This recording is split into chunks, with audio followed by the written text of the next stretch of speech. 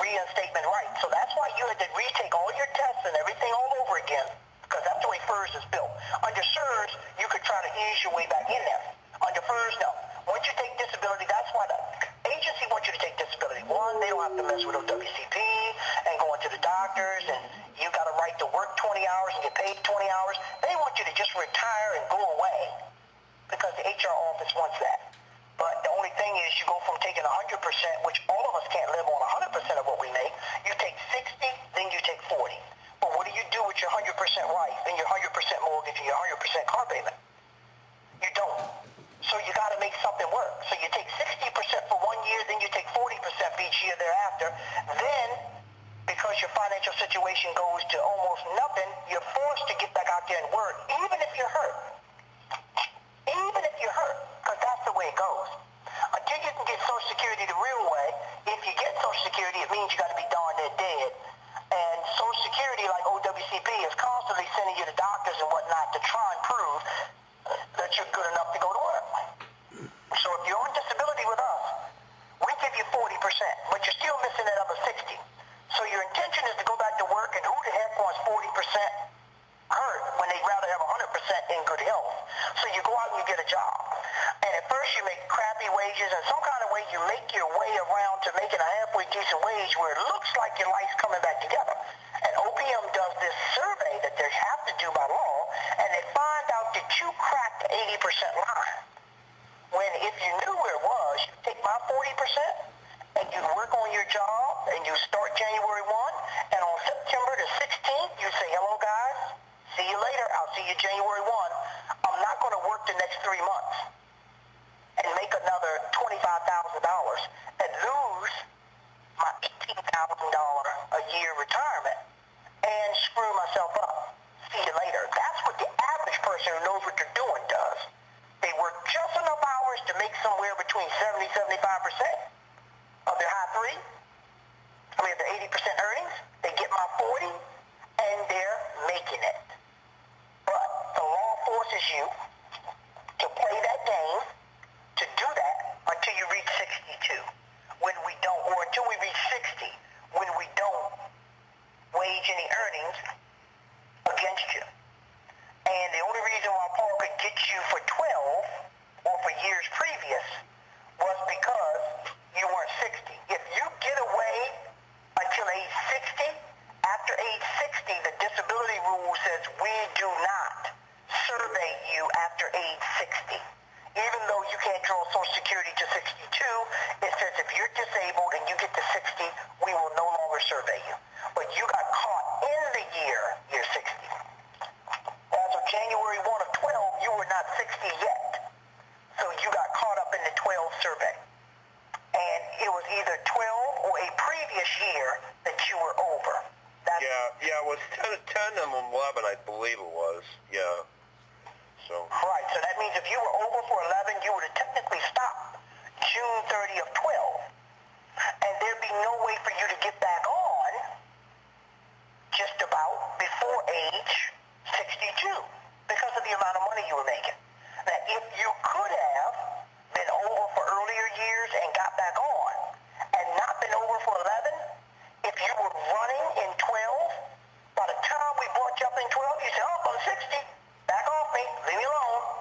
You would have went through the eye of the needle. You would have been the camel that went through the eye of the needle. And it's a numbers game. It's about how it goes. But you just happen to get caught on the wrong side of this thing. And that's how it happens. But most people don't want to do nothing illegal. They just want to know the rights. Will somebody call me? Will somebody talk to me? Not like a child, but talk to me the way you'd want to be talked to if our roles were reversed. Just tell me what I need to do. Tell me what the law says so that I can do things legal. That's all people want. That's all anybody ever wants. Very seldom do you find a guy who wants to, burn down the world just so he can get an extra $500. Most people just tell me what I need to do. Tell me what the law says, let me do the right thing, and I'm good. But when I don't know what I'm doing and no one will tell me and no one will call me or help me find out what's going on, it's a mess. Yep. And unfortunately, the government doesn't have enough people who can when someone retires, call them and say, okay, do you know what's going on? Are you aware of your rights? Okay, let me give you this 45-minute conversation here, and this will help you 25 years down the line. Because a lot of the HR offices, unfortunately, they don't know. They deal more with people who are working, not people who are not. So, when you can't chew the leather anymore, they say, okay, get him out of here. Let's get somebody else in that spot who can pick the cotton, or who can shuck the oysters, whatever. And that's the way they think. And if you really got a real retirement counseling and they really set you down and told you, okay, you're going to go out of here, you got 60% the first year, 40% each year thereafter, very few people would take disability. They fight to go on OWCP and go back to work one day. But you know, Mr. Greenwell, let me stop you there. I've talked to a lot of people that have tried OWCP, and they said that they were more harassed. They were a lot more harassed, or they felt that they were harassed. Well, sir, but here's the thing. If you got a wife, y'all, I'm on the telephone. You get 75% of your high three when you're on OWCP.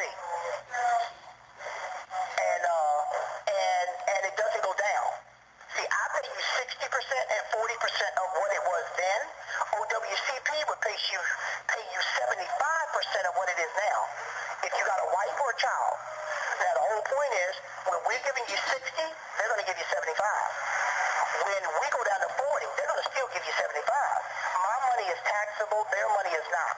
So the aggravation, most people say, look, Mr. Greenwell, I put up with the aggravation because I'm getting 75% of what my pay would have been if I was on the job, and it's tax-free. So I'm able to make it just about the same because guess what? As long as when I made 100% on the job, it was taxable. Now I get 75% and it's not. So I'm almost in as good a shape or better except for the aggravation.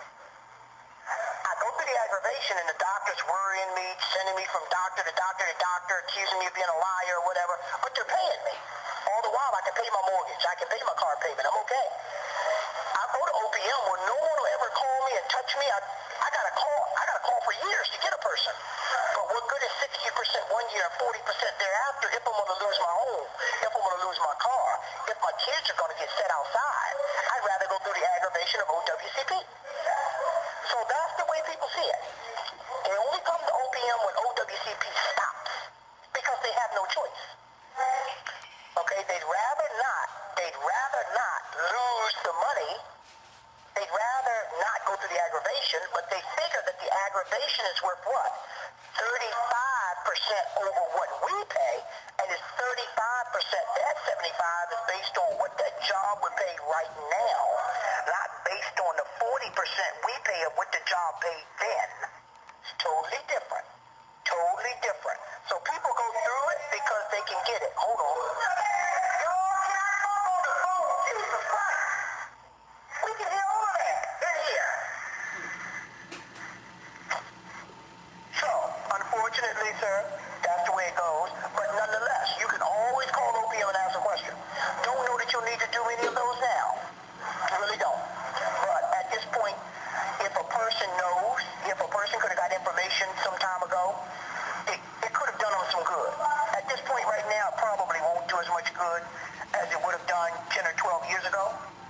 But nonetheless, everybody's entitled to know. And I tell the employees, I said, don't take it personal. This is not our money, Paul. We didn't work for the money he worked for. We're not going to pay him retirement. It's not our money. We're just stewards of the money. And that's all we're going to do. We're just going to be stewards of the money. So that's about the size of it, sir. But know that you can call us anytime that you have a question about something. And we'll help you to the best of our ability. Rick, I really appreciate you with your family time and taking your government time and separating it, and I really appreciate your phone call, sir. I do. Well, sir, we're going to do our best to get you an answer as soon as we can, and make sure that you get to... Now, feel free. If you're emailing or you're calling us and you still don't, hey, Rick, I got my retirement, but I haven't heard anything, I can nudge from this side. Hey, guys, that record, send it down to Legal Recon. He needs... he wants written proof that the debt, of what the disposition of the debt is. And I can nudge from this end. We can't do it. We can't make the call, but we can nudge from this end to get it not doing anything. You should know something with your case within the next 30 days. You'll know what your retirement amount's going to be and all of that, and you're going to get paperwork for this retirement like you did on the disability way back when, a new benefit booklet. This is who you are. This is your age. This is how many years you work. This is your wife. This is your health benefit plan. It'll spell all of that out like you're just retiring for the first time, because it's a new retirement. It's a new right. So they'll send you through all the paperwork stuff again. Then if you don't get, if you don't get a warm and fuzzy, you let us know and we'll find out about it for you. Again, I can't say it enough. Thank you very much, sir. Okay, give us a call if you need, Mr. Redden. All right, thanks.